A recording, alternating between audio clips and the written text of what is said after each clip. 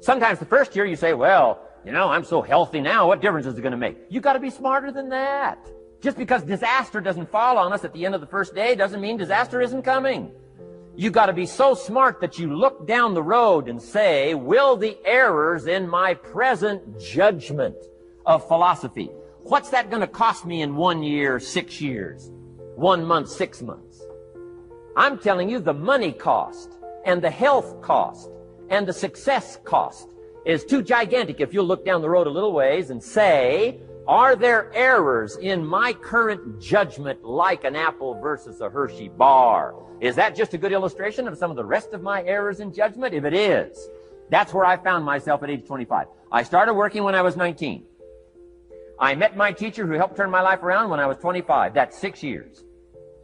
At the end of the first 6 years of my economic life, I've got pennies in my pocket. I've got nothing in the bank. The creditors are calling saying, hey, you told us the check was in the mail.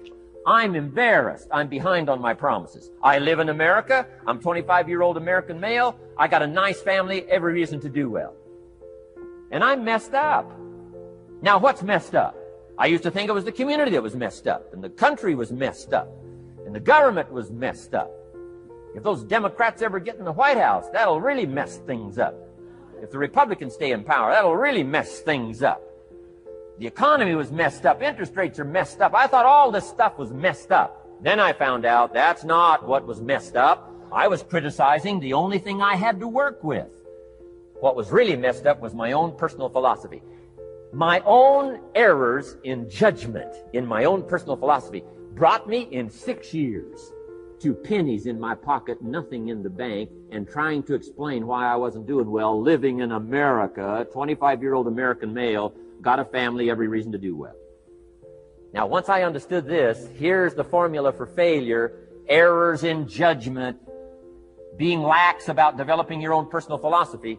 I'm telling you, it's called accumulated disaster. It doesn't matter whether it's your health or your bank account.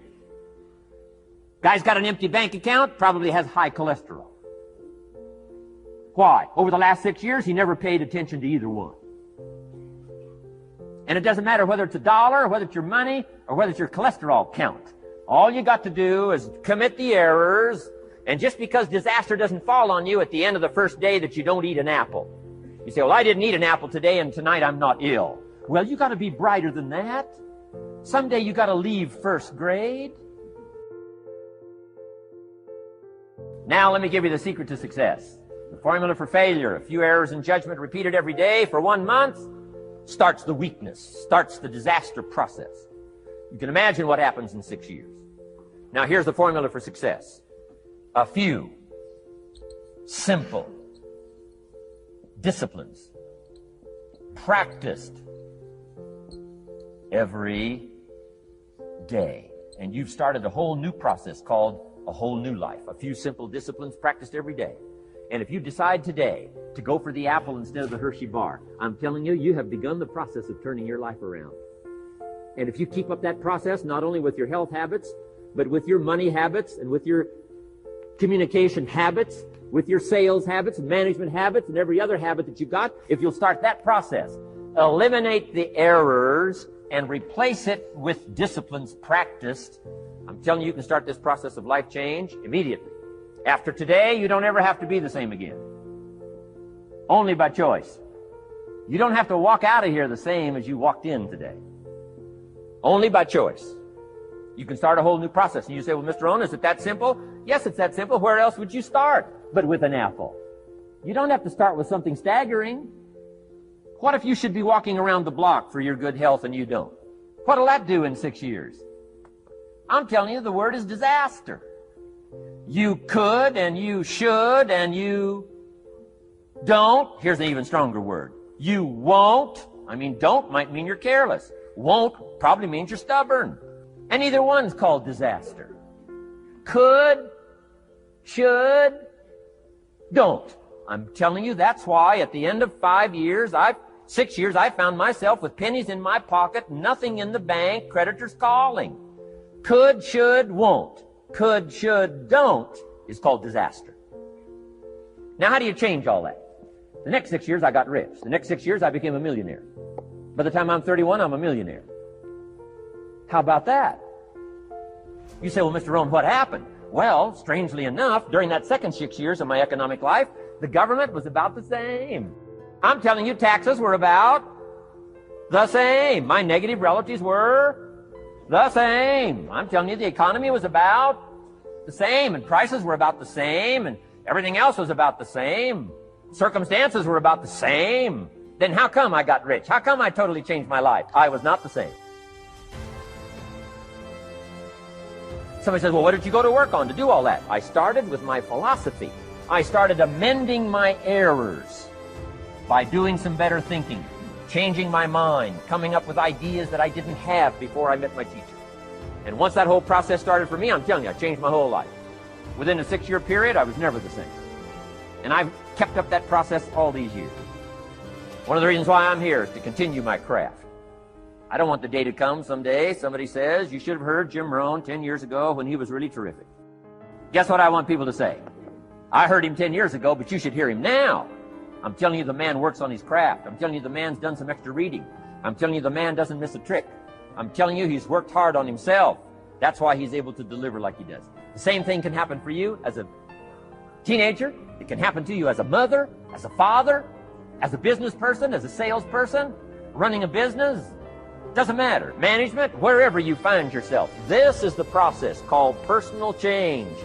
And what I say to start with is, start with your own philosophy. Your philosophy is going to determine whether or not you go for the disciplines or continue the errors that's called potential disaster. And everybody has it within their power. Well, it was so happy for me to find out at age 25, Mr. Shoaff said, Mr. Rohn, you don't have to change countries. But you do have to change philosophy.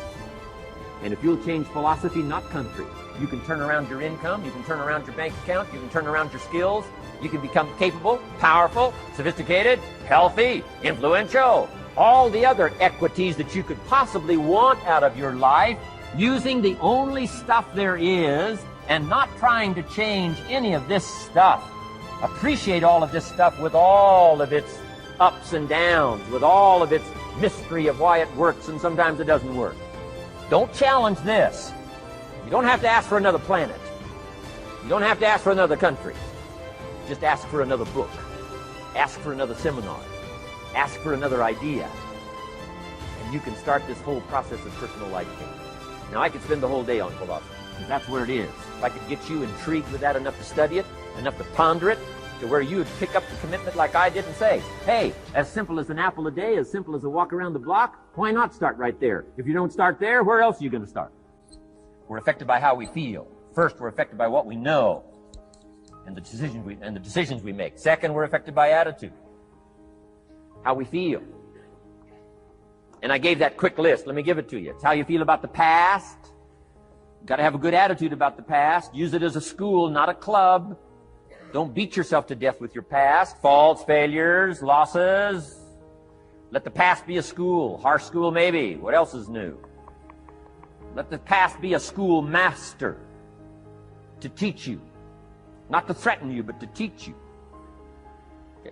Next, it's how you feel about the future. Set your goals. We'll talk a little bit about that before we finish today. Goal setting. The promise of the future is an awesome force to affect your life every day. Without a future well designed, we take hesitant steps. And all you have to have is hesitant steps for 6 years. You'll be timid, driven into a corner, not boldly willing to go and take your portion, take your share. Okay. Next, it's how you feel about everybody else. Got to have a good attitude about everybody else, because it takes everybody else to make a market. One person doesn't make a family. One person doesn't make a business. One person doesn't make a corporation. One person doesn't make a community. One person doesn't make a nation. It takes all of us to make a dynamic economy, a nation second to none.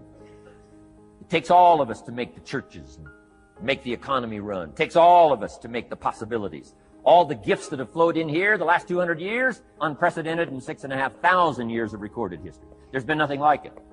The ethnic streams that have flowed in here brought their gifts, brought their talent, brought their skills, brought their inventions, brought their work ethic. All of it mixed together is called America. Been nothing like it in 6,500 years. And to miss the value of it by some, warped attitude about it, I'm telling you, you've missed it all. And if you have an appreciation for it all, you'll draw from it. And if you draw from all the gifts that have been blended together here for 200 years, now for your value and benefit, think of what you can do for your days, for your business, for your conversation, for your equities. You can transform it to an incredible degree. And here's the last one. It's how you feel about yourself. Understanding self-worth is the beginning of progress. Self-worth should be easy. If one of us can do it, all of us can do it. If anybody can think it, we all can think it. I can read, you can read. I can understand, you can understand. From where I came from, the few simple things I did and tried revolutionized my life in 5 years. There isn't anybody here that can't do it. Change from pennies to fortune. Change from nothing to something. Change from broke to rich. Anybody in this room can do it. If any of us can do it, we all can do it. That's the kind of value you should place on yourself. If Jim Rohn can understand it, I can understand it. If he can read, I can read. If he can find it, I can find it. If he can change, I can change. If he can get it done, I can get it done. That's the attitude about yourself.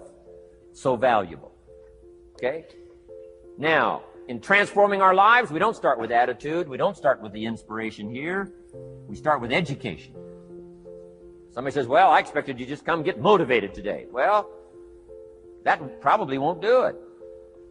Somebody says, by now we should be standing on the chairs, waving a flag, singing the old gray mare. Get going here.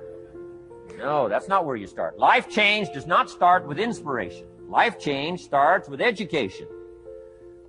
You've got to be educated to the point of where you might have messed up. My teacher put it in blunt, simple language. He only went to the 9th grade in school, so he put it in simple language I could understand. He said, Mr. Rohn, after 6 years living in America, healthy American male, 25 years old, been working 6 years, 1 year of college, pennies in your pocket, nothing in the bank, behind on your promises. Shoaff said, I just got one simple explanation for that. You've messed up. Now, I could understand that kind of language. Substitute a Hershey bar for an apple means you've messed up. Should walk around the block, could walk around the block, won't walk around the block. You have messed up. And all you got to go is write down through the list. Don't need some teacher to come by and tell you. Be your own best teacher saying, hey, let me make a list of some places I've messed up. Because if I let this down, that probably affects the rest. And the answer is, that's true. So we don't start with inspiration, we start with education. Somebody says, well, just motivate this guy, he'll be all right. Just motivate him, get him turned on. Probably not. The guy's an idiot, you motivate him, now you got a motivated idiot. So we start with education. What's the first education? If it isn't going well and you live in America, you have messed up. You don't need to change countries. You say, well, the country's messed up. That's like cursing the soil and cursing the seed and the sunshine and the rain, which is all you got. Don't curse all you got. When you get your own planet, you can rearrange this whole deal. This one, you got to take like it comes. This is the work part, the labor part. Taking action. And the activity is the miracle working piece. A miracle being something we don't quite understand how it works doesn't mean it doesn't work. It means we just don't quite understand how it works. Miracles work. God says. Now, I'm an amateur on God, but here's my best analysis. God says, if you'll plant the seed, I'll make the tree. Now, that's a good arrangement. Number one, gives God the tough end of the deal. What if you had to make the tree? That'd keep you up late at night trying to figure out, how do you make a tree? Say, no. I'm telling you, the mystery and the miracle of this stuff has already been set up. God says, I got the miracle going, I got the seasons going, I got some sunshine and some rain, and I'm God. But the way I've arranged it, I just need somebody to plant the seed, not chant. In California, they're trying to chant. You don't have to rub a crystal and sleep under a pyramid. Stuff's too easy. Getting rich is too easy. Changing your life is too easy. Forget all that. Like massive bombard, affirmation, forget all that. My opinion. Ocean waves and seagulls? Come on, this stuff's too simple. Just simple, easy stuff. But if you neglect it, that's how it piles up year after year, if you're willing to straighten it out. And here's one of the keys. It's called activity. It's called disciplines. Turning wisdom from your philosophy and inspiration, the strengthening of attitude, and faith, and courage, commitment, and all this stuff that comes from attitude. If you're willing to take these two qualities, philosophy and attitude, and invest it into activity, you can have a miracle. Anything short of that, no miracle. Wisdom doesn't perform a miracle. Attitude doesn't perform a miracle. The only thing that performs a miracle of increase called equity is called putting wisdom and attitude into discipline, into labor. And this labor now can perform a miracle.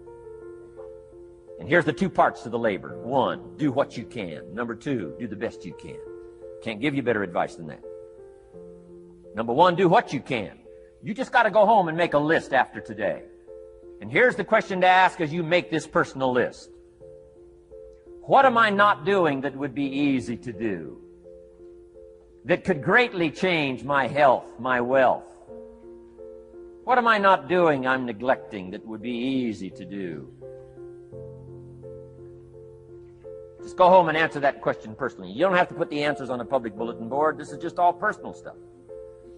Errors in judgment, disaster. Few simple disciplines, wealth beyond imagination. And if you'll pick up the activity part, the miracle working part, plant the seed part, take care of your part. The soil will take care of its part, and the seed will take care of its part. The seasons will take care of their part. The miracle will take care of its part. If you'll take care of your part, called putting it into activity, action.